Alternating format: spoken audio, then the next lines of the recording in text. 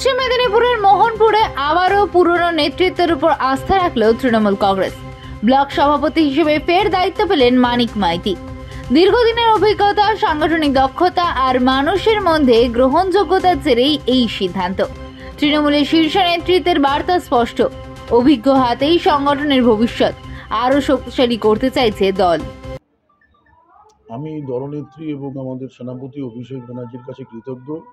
সেই সঙ্গে কৃতজ্ঞতা প্রকাশ করি আমাদের জেলা সভাপতি সুজয় হাজরাকে, একই সাথে আমাদের এমপি জুন মালিয়া এবং আমাদের বিধায়ক বিক্রমচন্দ্র প্রধানকেও ধন্যবাদ জানাই আমার প্রতি আস্থা রাখার জন্য। সামনেই তো বিধানসভা নির্বাচন, তার আগে যে গুরু দায়িত্ব পেলেন, কতটা একটু পালন করবেন? যেমন গুরু দায়িত্ব দল আমাকে 2020 থেকেই দিয়েছে। সেই থেকে ভোটের মার্জিন প্রায় বলতে গেলে মোহনপুরে 50-50 রয়েছে তৃণমূল এবং বিজেপি।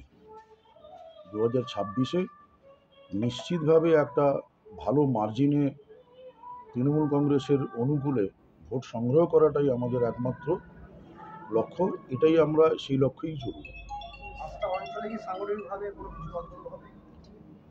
না, এখনও তো সেভাবে কোনো নির্দেশ আসেনি। জেলা সভাপতির নির্দেশ নিয়ে সমস্ত নেতৃত্বের সঙ্গে কথা বলে সিদ্ধান্ত নেওয়া হয়। এখানে একক সিদ্ধান্ত কিছু নেওয়া হয়নি। যা কিছু সিদ্ধান্ত নেওয়া হয় সব কিছুই দলগত সিদ্ধান্ত। আগামী দিনে কি লক্ষ্য রয়েছে?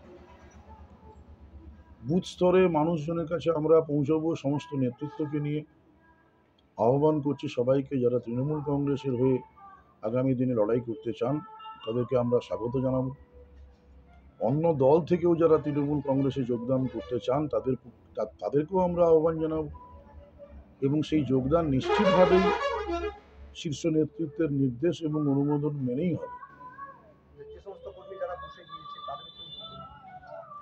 আমি শুধু একটাই কথা বলবো যে নেত্রী যে নির্দেশ দিচ্ছেন, আমাদের প্রদেশ থেকে তৃণমূল কংগ্রেস থেকে যে সমস্ত নির্দেশ সময় থেকে সময়ান্তরে আসছে সেইগুলোকে মান্যতা দিয়ে রূপায়ণ করতে এবং পুজোর এই কটা দিন বাদেই আমরা মোহনপুর ব্লক তৃণমূল কংগ্রেস, যুব তৃণমূল কংগ্রেস এবং মহিলা তৃণমূল কংগ্রেস এবং ব্লক আইএনটিটিউসি আমরা সর্বত্র স্তরে ঝাঁপাবো 2026-এর লক্ষ্যে, সংগঠন আরও পাকাপোক্ত করার লক্ষ্যে। আপনার যারা অনুগামী, যারা কর্মী সমর্থক, তারা আসতে একে একে আপনাকে সম্বোধন করার উপর।